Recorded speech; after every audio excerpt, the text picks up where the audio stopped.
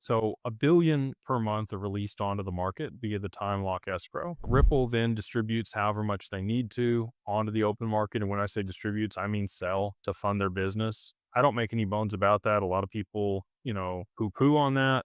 If your job was to build out the infrastructure for the network and get adoption and it benefited you to have the token price go up, you would use the token to fund that business development. I'm not mad about it. They normally don't sell the full billion either. They normally, this year, it's been about 300 million per month that they put out onto the market, and they've re-escrowed about 700 million out of each one of those billion XRP releases. So, again, they could liquidate up to a billion onto the market per month. It's the first of the month when that comes out. They could also do none of it. They could also just re-escrow the whole thing if they wanted to cause a supply shock. So anyway, with the amount that's out there, let's do a little math here and think about how much value is transferred globally. You got 5 trillion a day for Swift. You got about $5 or $6 trillion a day on the back end of the stock market. You got another $5 or $6 trillion a day in FX markets. That doesn't count commodities. That doesn't count real estate. That doesn't count insurance. It doesn't count derivatives. And then all of the other economic activity for value transfer. So we'll just call it roughly derivatives and everything, $100 trillion a day that needs to be settled. You need a lot